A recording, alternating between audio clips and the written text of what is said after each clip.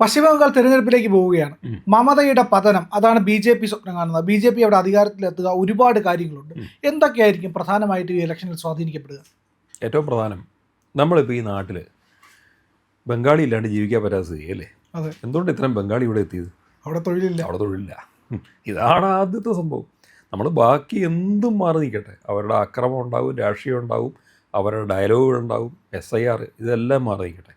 എന്തുകൊണ്ട് കേരളം ബംഗാളികളുടെ നാടായിട്ട് മാറി? എൻ്റെ വീട് പെരുമ്പാവൂരെന്ന് പറയുമ്പോഴേ നാട്ടുകാർ കേൾക്കുമ്പോൾ ചിരിയ. കാരണം ഇപ്പുറത്ത് പെരുമ്പാവൂർ, അപ്പുറത്ത് ബംഗാൾ എന്ന് പറഞ്ഞ മട്ടിൽ ഈ ഒരു രക്ഷയില്ല. അവിടെ നിന്നുള്ള ന്യൂസുകൾ, സത്യം പറഞ്ഞാൽ ഞങ്ങൾ പെരുമ്പാവൂരുകാർ വലുതും അറിയാറില്ല. പെരുമ്പാവൂർ മുഴുവൻ മയക്കുമരുന്ന്, അവിടെ എയ്ഡ്സ് പടരുന്നു, എന്തൊക്കെ. അവിടെ ഒരു വലിയൊരു സമൂഹമുണ്ട്, പുറം സ്റ്റേറ്റ് സമൂഹം. അവരവരുടെ ലോകത്താണ് ജീവിക്കുന്നത്. അതിൻ്റെ പ്രശ്നങ്ങളൊക്കെ ആയിട്ട് അവരുടെയൊക്കെ നല്ല ആൾക്കാരുണ്ട്, പ്രശ്നക്കാരുണ്ട്, ഇപ്പോൾ ഗുണ്ടകളുണ്ട്, സമീപകാലത്ത് അതിൻ്റെ പ്രശ്നങ്ങൾ എല്ലാം ഉണ്ട്. ഇങ്ങനെയായിട്ട് വലിയൊരു സമൂഹം അവിടെ നിന്ന് ചാടിയേക്കുക, ഇപ്പോൾ കുടുംബമായിട്ടുമൊക്കെ നിൽക്കുന്നു.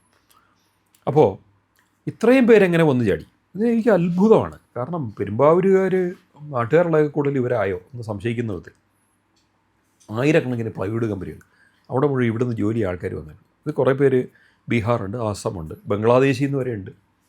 പറഞ്ഞു വരുമ്പം പല ഭീകരവാദി ഇല്ല തീവ്രവാദി നേതാക്കന്മാരെയും പെരുമ്പാവൂർ പരിസരത്തെ പ്ലൈവുഡ് ഫാക്ടറിയിൽ നിന്ന് ഇടയ്ക്കിടയ്ക്ക് NIA പോലുള്ള പ്രസ്ഥാനങ്ങൾ പൊക്കിക്കൊണ്ട് പോകുന്നു. ഇതെല്ലാം സംഭവിക്കുന്നത് ഈ ബംഗാൾ എന്ന് പറയുന്ന ഒരു മേഖല, അതിൻ്റെ അതിർത്തി, ഈ ഒരു അവിടുത്തെ പ്രശ്നങ്ങളാണ്. പെരുമ്പാവൂരുകാർ അനുഭവിക്കുന്നത് എന്താണ്? അവിടെ നിന്നുള്ള പ്രശ്നങ്ങളാണ്. ഒന്ന്, അവിടെ തൊഴിലില്ല എന്നുള്ള പ്രശ്നം. അപ്പോൾ തൊഴിലില്ലാത്ത വിധത്തിൽ, അതായത് കമ്മ്യൂണിസ്റ്റ് സ്റ്റേറ്റുകളുടെ മുഖമുദ്ര ആണല്ലോ തൊഴിലും വികസനവും ഇല്ലായ്ക. അത് കേരളത്തെ അവരങ്ങനെ ആക്കിയെടുക്കാൻ മാക്സിമം ശ്രമിക്കുന്നുണ്ട്. ബംഗാളിനെ പണ്ട് ആക്കിയെടുത്തു. 30-34 വർഷം കണ്ടിന്യൂസ് ഭരണമായിരുന്നല്ലോ. തമാശ എന്താണെന്ന് ചോദിച്ചാൽ, മമത അധികാരത്തിൽ വന്നതിന് ശേഷം ഒരു മാറ്റം ഉണ്ടായില്ല. കാരണം മമതാ ബാനർജി കണ്ടതും ജനങ്ങൾ അങ്ങനെ തന്നെ കിടക്കട്ടെ, ആ പഴയ പോലത്തെ പ്രശ്നങ്ങൾ, ആ രാഷ്ട്രീയ പ്രശ്നങ്ങൾ, ആ സാമൂഹിക പ്രശ്നങ്ങൾ, സാമ്പത്തിക പ്രശ്നങ്ങൾ, അങ്ങനെ വന്നാൽ പിന്നെ രാഷ്ട്രീയത്തിൻ്റെ മായിക ലോകത്തേക്ക് ഇവരെ പിടിച്ചിടാൻ പറ്റും. അവരെന്നാണോ വികസനത്തെ നല്ല പാത കാണുന്നത്, പിന്നെ അതിന് മാറില്ല. അപ്പോൾ അവരെ അങ്ങനെ കാണിക്കരുത്. ഇതാണ് മമതയുടെ ഐഡിയ. ഇവിടെയാണ് ആ ബംഗാളി, അവൻ കയറിയിട്ടിരുന്ന ബസ് അവന് വിട്ടുപോയത്. അവന് കയറാൻ പറ്റിയിട്ടില്ല. വികസനത്തിൻ്റെ വണ്ടിയെ കയറാൻ പറ്റിയിട്ടില്ല. അവിടെ ഇത്തവണത്തെ ഇലക്ഷനിൽ BJP അവിടെ സ്റ്റേറ്റ് പിടിക്കണമെന്ന് വളരെയധികം ആഗ്രഹിക്കുന്നുണ്ട്. അനേകം പ്രശ്നങ്ങൾ അവിടെ ഉള്ളതുകൊണ്ടാണ്. ഒന്നും രണ്ടുമൊന്നുമല്ല. ബംഗാൾ എന്ന് പറഞ്ഞാൽ ഇന്ത്യയുടെ അവിഭാജ്യ ഘടകം തന്നെയാണ്. ആ ബംഗാളിൽ ഒത്തിരി വിഷയങ്ങളുണ്ട്. ഇത്രയും വിഷയമായിട്ട് പോകാൻ പറ്റില്ല. ഒന്നാമത്തെ ഒരു ബോർഡർ സ്റ്റേറ്റാണ്, അതിർത്തിയാണ്. ബംഗ്ലാദേശുമായിട്ട് ദീർഘമായ അതിർത്തി പങ്കിടുന്നു. നമ്മൾ വളരെ കഷ്ടപ്പെട്ട് ഇന്ത്യ ഗവൺമെൻറ് ബംഗ്ലാദേശിനെ ഒരു അനുനയത്തിൻ്റെയും വികസനത്തിൻ്റെയും പാതയിൽ കൊണ്ടുവന്നതാണ്. പക്ഷേ ഒരൊറ്റ നിമിഷം കൊണ്ട് ഒരു വിദ്യാർത്ഥി സമരം വന്നപ്പോൾ എല്ലാം തകിടം മറിഞ്ഞു. ബോധമില്ലാത്തൊരു ജനത അവർ തെരുവുകളിൽ അക്രമം അഴിച്ചു വിട്ട് അവിടുത്തെ ഭരണത്തെ അട്ടിമറിച്ചു. അവസാനം നമുക്ക് തന്നെ തലവേദനയാണ് മുത്തായി. ഇതും കൂടെയാണ് ഖ്വാജ ആസിഫിൻ്റെ പ്രസ്താവനയുടെ ഇതുള്ളത്. കൽക്കട്ട ആക്രമിക്കുന്നത്. എന്തുകൊണ്ടാണ് പാകിസ്ഥാൻ്റെ അതിർത്തി കിടക്കാൻ രാജസ്ഥാനോ ഇല്ലേ ഗുജറാത്തിനെ ആക്രമിക്കുന്നത് പറയാതെ? കൽക്കട്ട, അവൻ കൽക്കട്ട ആക്രമിക്കുന്നതാണ് പറയണത്. കാരണം ബംഗ്ലാദേശിൽ നിന്ന് ഓപ്പറേറ്റ് ചെയ്യാൻ പറ്റും. അങ്ങനെയൊക്കെ നോക്കുമ്പം നമ്മളെ സംബന്ധിച്ച് വളരെ പ്രാധാന്യമുള്ളൊരു ഏരിയയാണ് പശ്ചിമ ബംഗാൾ. ബംഗ്ലാദേശിൽ നിന്ന് നമുക്ക് ഭീഷണികൾ ഉണ്ടെന്നുള്ള വിധത്തിൽ അതിർത്തിയാണ്. അതിൽ വലിയ വികസനമൊന്നുമില്ലാത്ത, വലിയ സൈന്യശേഷി ഇല്ലാത്ത ചെറിയൊരു രാജ്യമായിരിക്കും. പക്ഷേ ഇന്ത്യക്ക് അവിടെ നിന്നും പല പ്രശ്നങ്ങൾ ഉണ്ടാക്കാൻ പറ്റും. 1970കളിൽ തുടക്കത്തിൽ 71 അഭയാർത്ഥി പ്രശ്നം, ലക്ഷക്കണക്കിന് അഭയാർത്ഥികൾ അവിടെ നിന്ന് വരുന്നു. ഹിന്ദുക്കളും മുസ്ലിങ്ങളുമായിട്ടുള്ള അഭയാർത്ഥികൾ. ഈ വന്ന അഭയാർത്ഥികളുടെ പ്രശ്നങ്ങൾ ഇന്നും തീർന്നിട്ടില്ല. കാരണം പല അഭയാർത്ഥികളും തിരിച്ചു പോയിട്ടില്ല. അവർ വിദേശ പൗരന്മാരാണ്, ഇവിടെ പൗരത്വം ഇല്ലാണ്ട് ഇവിടെ താമസിക്കുകയാണ്. അവരുടെ അടുത്ത തലമുറകളായി അവർ പെരുകിക്കൊണ്ടിരിക്കുന്നു. ഇത് സാമൂഹിക പ്രശ്നങ്ങളിലേക്ക് വഴിവെക്കുന്നു, സാമ്പത്തിക പ്രശ്നങ്ങളിലേക്ക് വഴിവെക്കുന്നു, ഒരു രാജ്യത്തിൻ്റെ വിഭവം ആരൊക്കെ പങ്കിട്ടെടുക്കണം എന്നുള്ള തർക്കങ്ങളിലേക്ക് വഴിവെക്കുന്നു. ഇങ്ങനെ എല്ലാ പ്രശ്നങ്ങൾക്കും പറ്റും ഈ ബംഗാൾ എന്നൊരു സ്ഥലം. അത് പശ്ചിമ ബംഗാൾ മാത്രമല്ല, അസം, മേഘാലയ, ത്രിപുര, ഇങ്ങനെയുള്ള എല്ലാ സ്ഥലത്തും ഇത് ബാധിക്കും. എങ്കിലും ഏറ്റവും കൂടുതൽ ബാധിച്ചിരിക്കുന്നത് രണ്ടിടത്താണ്. ഒന്ന് അസമിലും മറ്റേത് പശ്ചിമ ബംഗാളിലുമാണ്. ഇതിനൊക്കെ കൂടാതെ ഇതിൻ്റെ തൊട്ടപ്പുറത്ത് വടക്കിഴക്ക് സംസ്ഥാനങ്ങൾ, അതിൽ ക്രിസ്തീയ ഭൂരിപക്ഷമുള്ള 2-3 ഏരിയ ഒരുമിപ്പിച്ചുകൊണ്ട് ക്രിസ്തീയ ഒരു രാജ്യം ഉണ്ടാക്കാൻ ശ്രമം CIA നടത്തും. അപ്പോൾ ആ മേഖലയിൽ മൊത്തം നമുക്കൊരു ജാഗ്രത വേണം. ആ ഈ ജാഗ്രതകളുടെ അടിത്തറ എന്ന് പറയുന്നത് രാഷ്ട്രീയമായിട്ടുള്ള ഐക്യമായിരിക്കണം. അതായത് ദേശീയ ഐക്യമുള്ള രാഷ്ട്രീയ പാർട്ടി, ഇത്തരം സ്ഥലങ്ങളിലെല്ലാം അധികാരത്തിൽ ഇരിക്കേണ്ടത് ദേശീയതയെ കയ്യിലെടുക്കുന്ന രാഷ്ട്രീയ പാർട്ടിയാണ്, ദേശീയതയെ മുൻനിർത്തി പ്രവർത്തിക്കുന്ന രാഷ്ട്രീയ പാർട്ടിയാണ്. പണ്ട് കോൺഗ്രസ് അങ്ങനെ ആയിരുന്നൊരു കാലമുണ്ട്. അവരിപ്പോൾ ദേശീയത എന്നുള്ള പദം മറന്നു തുടങ്ങിയെന്ന് സംശയം. ആ പദം ഉച്ചരിക്കുന്നത് പാപമാണെന്ന് അവർ വിശ്വസിക്കുന്നുണ്ടോ എന്നിപ്പോൾ ഒരു സംശയമുണ്ട്.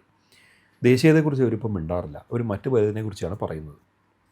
BJP ആണ് ദേശീയതയെക്കുറിച്ച് പറയുന്നത്.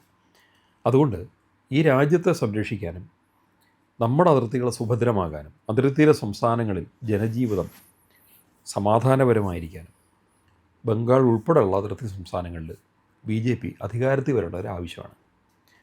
അവിടെ നമ്മൾ കാണുന്ന ജനങ്ങളുടെ പ്രത്യക്ഷ പ്രശ്നം തൊഴിലില്ലായ്കയാണെങ്കിൽ പ്രത്യക്ഷവും പരോക്ഷമായിട്ട് വേറെ ഒത്തിരി പ്രശ്നങ്ങൾ ബംഗാളിലുണ്ട്.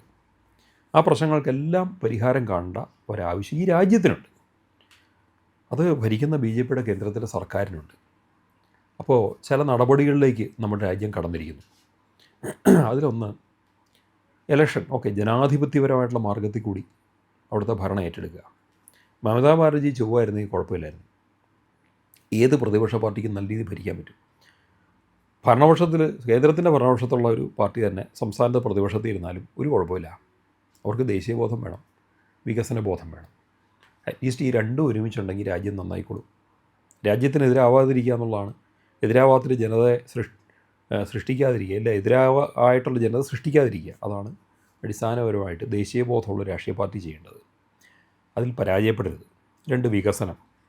മമതാ ബാനർജി എന്തൊക്കെയോ എവിടേക്കോ പരാജയപ്പെട്ടിട്ടുണ്ട്. വികസനം എന്ന് പറയുന്നതിനെക്കുറിച്ച് അവർ മിണ്ടുന്നില്ല. അവരിത്ര നാൾ ഭരിച്ചു, CPM ഭരിച്ചതെന്ന് കാര്യമായിട്ട് വലിയ വികസനം ഉണ്ടായിട്ടില്ല. മമത അധികാരത്തിൽ വന്ന പിന്നെ സത്യം പറഞ്ഞാൽ ബംഗാളിൽ നിന്നുള്ള ആൾക്കാരുടെ കേരളത്തിലേക്കുള്ള വരവ് വർദ്ധിച്ചു. ഇതൊരു കേരളം മാത്രമല്ല, തമിഴ്നാട് ഉൾപ്പെടെ നിരവധി സംസ്ഥാനങ്ങളിൽ 10,000-കണക്കിന് ലക്ഷക്കണക്കിന് ബംഗാളികൾ സ്വന്തം വീട് ഉപേക്ഷിച്ച് ഓടി വന്ന് പണിയെടുത്തുകൊണ്ടിരിക്കുന്നു. ഇത്രയും പേർക്ക് ധാരാളം റിസോഴ്സസ് ഉള്ളൊരു സ്റ്റേറ്റാണ് ബംഗാൾ. സാംസ്കാരിക പശ്ചാത്തലമുള്ള സ്റ്റേറ്റാണ്. ഇന്ത്യയിലെ നവോത്ഥാനത്തിൻ്റെ കേന്ദ്രമായിരുന്നു. കൽക്കട്ടയായിരുന്നല്ലോ ഒരു കാലത്ത് നവോത്ഥാനങ്ങളുടെയും നേതൃത്വത്തിൻ്റെയും സാഹിത്യത്തിൻ്റെയും സംസ്കാരത്തിൻ്റെയും ഒക്കെ നേതൃത്വം ഉണ്ടായിരുന്നത്. ആ നാട്ടിൽ അങ്ങനത്തെ ഒരു നേതാവിനെ പോലും ഇപ്പോൾ നമുക്ക് കിട്ടാനില്ലാണ്ടായി. സുഭാഷ് ചന്ദ്രബോസിൻ്റെ നാടല്ലായിരുന്നോ ബംഗാൾ? രവീന്ദ്രനാഥ് ടാഗോറിൻ്റെ, എത്രയോ മഹാരഥന്മാരുടെ, ബങ്കിം ചന്ദ്ര ചാറ്റർജിയുടെ ആനന്ദമഠം എന്ന നോവൽ രചിക്കപ്പെട്ട നാട്.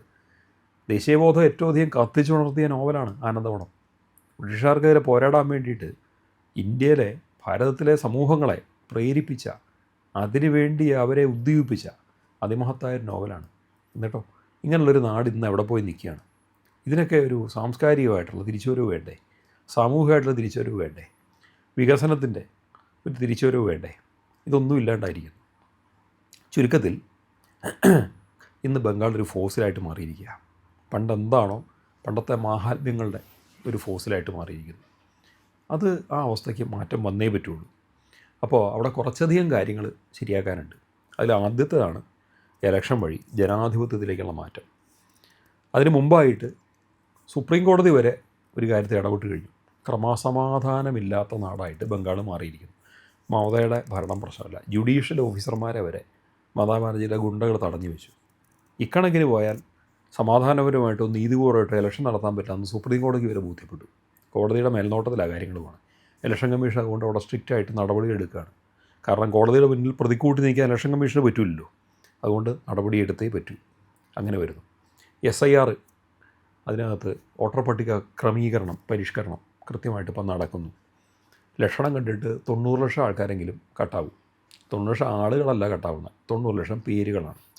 വ്യാജ പേരുകൾ, കള്ള വോട്ടുകൾ, മരിച്ചുപോയവരുടെ പേര് കിടക്കുന്നത്, ആ നാട്ടിൽ നിന്ന് വിട്ടുപോയ ആൾക്കാരുടെ, അവിടെ ജോലി ഉണ്ടായിരുന്നിട്ട് ഇപ്പോൾ അവിടെ ഇല്ലാത്തവരുടെ, വിദേശത്ത് പോയവരുടെ, ഇങ്ങനെയൊക്കെ ആയിട്ട് ഇരട്ട വോട്ടുകൾ എല്ലാം കിടപ്പുണ്ട്. ഇത് പരിഷ്കരിക്കേണ്ടത് ആവശ്യമാണ്. പലതരത്തിൽ പലയിടത്തും കള്ളവോട്ട് നടക്കാൻ എല്ലാ സാധ്യതയുണ്ട്. അതുകൊണ്ട് ഗവൺമെൻറ് അത് പരിഷ്കരിക്കുകയാണ്. അതിനെതിരെ വലിയ എതിർപ്പാണ് മമതാ ബാനർജി ഉന്നയിച്ചത്. പക്ഷേ കോടതി ഇത് കേട്ടിട്ടില്ല. പരിഷ്കരണം ആവശ്യമാണ്. ഇലക്ഷൻ കമ്മീഷന് ഫ്രീ ഹാൻഡ് വിട്ടേക്കാണ്, പച്ചക്കൊടി കാണിച്ച് വിട്ടേക്കാണ് കോടതി. അതുകൊണ്ട് അത് നടക്കും. അങ്ങനെ നടന്നാൽ തന്നെ മമതാ ബാനർജി ഭയക്കുന്നത് വോട്ടർ പട്ടിക പരിഷ്കരണം വന്നാൽ ഇവർ തോറ്റു പോകുന്നതാണ്. അപ്പോൾ പിന്നെ മാൽ പ്രാക്ടീസ് കാണിക്കാൻ പറ്റില്ലല്ലോ. അവിടെ ഭരണം മാറേണ്ടതൊരാവശ്യമാണ്. മമതാ ബാനർജി ഭരണത്തിൽ നിന്ന് പോയേ പറ്റുള്ളൂ. എങ്കിൽ മാത്രമേ ആ നാട് നന്നാവുള്ളൂ, അതിർത്തികൾ സുഭദ്രമാവുള്ളൂ. അതിർത്തി വേലിക്കെട്ട് വേണം. തോന്നിയ പോലെ ബംഗ്ലാദേശിന് എത്രയോ പേരാണ് കടന്നു വരുന്നത്. കാരണം ബംഗാളിലെ വികസനത്തിൻ്റെ പകുതിയല്ല, അതിൻ്റെ 100-ലൊന്നും വരും ബംഗ്ലാദേശില്ല. ജീവിക്കാൻ വേണ്ടി കുറേ പേര് ഇങ്ങോട്ട് വരുന്നു. ആ കൂട്ടത്തിൽ ഭീകരവാദം കയറി വരുന്നുണ്ട്. ഇനി അവരഭയാർത്ഥിയായിട്ട് നിൽക്കും. ഇവിടെ ബംഗാളിയാണോ ബംഗ്ലാദേശിയാണോ നമുക്കിന്നും അറിയാത്ത സ്ഥിതിയാണ്. ഇവരെ വേർതിരിച്ചറിയണ്ടേ. ഈ വന്നു കയറുന്ന ബംഗ്ലാദേശികൾക്ക് ബംഗാളിൽ നിന്ന് ആധാർ കാർഡ് കൊടുത്തുകൂടാണ്. എങ്ങനെയാണ് റേഷൻ കാർഡും ആധാർ കാർഡും കിട്ടിയവൻ പിന്നെ ഈ നാട്ടിലെ പൗരനില്ല എന്ന് പറയാൻ പറ്റുമോ? എന്തൊക്കെ തട്ടിപ്പാണ് നടക്കുന്നത്? ഇതൊക്കെ മാറണം എന്നുണ്ടെങ്കിൽ ഈ നാട്ടിൽ ഭരണം മാറിയേ പറ്റുള്ളൂ. ബംഗാളിൽ ഭരണം മാറണം. ഹിമന്തയെ പോലത്തെ ഒരു ഭരണം ബംഗാളിലും വരണം. അതെ, അവിടെ വികസനം വരണം. ചുരുക്കി പറഞ്ഞാൽ മലയാളി പിന്നെ വേറെ ആളെ നോക്കേണ്ടി വരും പണിയെടുക്കാനായിട്ട്. ഇവിടുത്തെ ഹോട്ടലിൽ ജോലി ചെയ്യാനും പഴയുടെ ഫാക്ടറി ജോലി ചെയ്യാനും. ശരിയാണ് എന്നും പറഞ്ഞാൽ നാട് നശിക്കാൻ പാടുണ്ടോ? അവിടുത്തെ ജനങ്ങൾക്ക് അവിടെ പോയി ഒന്ന് പണിയെടുക്കാൻ പറ്റണ്ടേ? അതുപോലെ തന്നെ പുറമേ നിന്ന് വന്ന ആൾക്കാർ വിദേശികളാണെങ്കിൽ ഇവരെ തിരിച്ചറിയാൻ പറ്റണ്ടേ? അവരെ തിരിച്ചു വിടണ്ടേ? ബോർഡറുകൾ വേലി കെട്ടി അടയ്ക്കണ്ടേ? എല്ലാം അവിടെ നിൽക്കുകയാണ്. അപ്പം ഇതൊക്കെ കൊണ്ട് റിസോഴ്സസിന് എന്തുമാത്രം നഷ്ടമുണ്ടാവണേ? കലാപങ്ങൾ ഉണ്ടാവില്ലേ? മതപരമായിട്ടുള്ള പ്രശ്നങ്ങൾ ഉണ്ടാവില്ലേ? സാമൂഹികത്തിന് പ്രശ്നം ഉണ്ടാവില്ലേ? നമ്മുടെ നാട്ടുകാർക്ക് കൊടുക്കേണ്ട റേഷൻ്റെയും മറ്റു കാര്യങ്ങളൊക്കെ ആരൊക്കെയാണ് കൊണ്ടുപോകുന്നത്? ഇവിടുത്തെ നാട്ടുകാർക്ക് കൊടുക്കേണ്ട ക്ഷേമ പദ്ധതികൾ ആരൊക്കെയോ കൊണ്ടുപോകില്ലേ? ബംഗാളിലെ രസമുണ്ട്. ബംഗാളി മുസ്ലിംസ് ഈ മാറ്റത്തിന് അനുകൂലമാണ്. എന്താ കാര്യം എന്നറിയോ? ബംഗ്ലാദേശി മുസ്ലിംസ് വരുന്ന അവർക്ക് ഇഷ്ടമല്ല. കാരണം ഇവർക്കുള്ളത് അവർ തട്ടിയെടുക്കുകയാണ്. ഇവരുടെ മേഖലയിൽ അവർ കുടിയേറി പാർക്കുകയാണ്.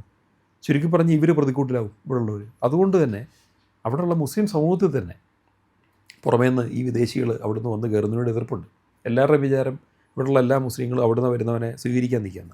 ബംഗാളിൽ എൻ്റെ സുഹൃത്തൊരു ഡോക്ടറുണ്ട്. അദ്ദേഹം പറയാറുണ്ട് ഇവിടുത്തെ ആൾക്കാർക്ക് അവർ വരുന്നത് താല്പര്യമില്ല. കാരണം റിസോഴ്സ് ഷെയർ ചെയ്യപ്പെടും. അവർ കാരണം ഇവരുള്ള പ്രശ്നം അനുഭവിക്കും. ഇങ്ങനെയൊക്കെയാണ്. പക്ഷേ മമതാ ബാനർജി കാണിക്കാൻ നോക്കുന്നത് BJP മുസ്ലിങ്ങളെ ദ്രോഹിക്കുകയാണ് എന്നാണ്. അവിടെ മുസ്ലിം വോട്ടും കൂടെ BJPക്ക് അനുകൂലമാവാൻ പോകുന്നതെന്ന് മമത പറയാൻ ആഗ്രഹിക്കുന്നില്ല. ഇല്ലെങ്കിൽ മാധ്യമങ്ങൾ അത് മറച്ചു വയ്ക്കുകയാണ്. സത്യത്തിൽ അവിടുത്തെ എല്ലാ ജാതി സമൂഹങ്ങളുടെയും വോട്ടും എല്ലാ മതസമൂഹങ്ങളുടെയും വോട്ടും BJP നേടും. നേടിക്കൊണ്ട് അധികാരത്തിലും വരും. ബംഗാളിനെ മാറ്റുകയും ചെയ്യും. അവിടെ വികസനം ഉണ്ടാകും. മമതയുടെ ദുർഭരണം അവസാനിപ്പിക്കും. തീർച്ചയായും അവസാനിപ്പിക്കും. അവരുടെ അത് ഗുണ്ടാരാജാണ്. അവിടെ ഇലക്ഷന് വേണ്ടിയിട്ട് ഇറങ്ങുന്ന BLOമാർ, ഇലക്ഷൻ പ്രവർത്തനത്തിന് വേണ്ടി ഇറങ്ങുന്ന BLOമാർ അവർ കൊല്ലപ്പെടുന്നു, അല്ലെങ്കിൽ ആത്മഹത്യ ചെയ്യുന്നു. അവർ വല്ലാണ്ട് ദ്രോഹിക്കപ്പെടുന്നു. അവരെ പലയിടത്തും തടഞ്ഞു വയ്ക്കുന്നു. ജുഡീഷ്യൽ ഓഫീസേഴ്സിനെ പോലും തടഞ്ഞു വെച്ചു. അറിയാണ്ട് ചെയ്തതായിരിക്കും, പക്ഷേ കോടതിക്ക് കാര്യം പിടികിട്ടി. ഇതിൻ്റെ പേര് ഗുണ്ടാരാജ് എന്നാണ്. ഇതൊക്കെ അവസാനിക്കണമെങ്കിൽ ഒന്ന് മാറിയേ പറ്റുള്ളൂ. UPയുടെ കാര്യം അറിയാലോ, ബീഹാറിൻ്റെ കാര്യം അറിയാലോ, എങ്ങനെയൊക്കെ ആയിരുന്നു പോരുന്നത്. NDA അധികാരത്തിൽ വന്നപ്പോഴല്ലേ ആ നാടുകൾ സമാധാനം എന്താണെന്ന് അറിഞ്ഞത്, വ്യത്യാസങ്ങൾ അറിഞ്ഞത്. ഇതേപോലെ വ്യത്യാസം ബംഗാൾ അറിയാനുണ്ട്. ബംഗാൾ വളരെ താമസിച്ചു പോയി. ആദ്യം മാറ്റം വരേണ്ടത് തന്നെ ബംഗാളിലായിരുന്നു. അത് ഇത്ര ലേറ്റായി. ഇനിയെങ്കിലും ആ മാറ്റം വരാതെ പറ്റില്ല. അതിനുവേണ്ടി ബംഗാൾ കാത്തിരിക്കുകയാണ്. അതുകൊണ്ട് ഈ വരുന്ന ഇലക്ഷനിൽ ബംഗാളിലെ ജനത അവരെ ഹൃദയപൂർവ്വം BJPയെ സ്വീകരിക്കും. താമരയ്ക്ക് വോട്ട് ചെയ്യും. ഭരണവും മാറും. മാറാത്തത് മാറും. പതിപോലെ നമ്മൾ പറയുകയാണ്, മാധ്യമങ്ങളിൽ വരാത്ത, മറ്റു മാധ്യമങ്ങൾ പറയാത്ത വാർത്തകളാണ് നിങ്ങളുടെ മുന്നിലേക്ക് കൊണ്ടുവരുന്നത്. ഇത് പറയാൻ ഞങ്ങൾക്ക് പ്രേരണയും ശക്തിയും നിങ്ങളാണ്. നിങ്ങൾ ഞങ്ങളുടെ കൂടെ ഉണ്ടാവണം. ഞങ്ങളുടെ ചാനൽ സബ്സ്ക്രൈബ് ചെയ്യണം. നമുക്കൊരു ചാനൽ കൂടിയുണ്ട്, C4N, C4N മലയാളം.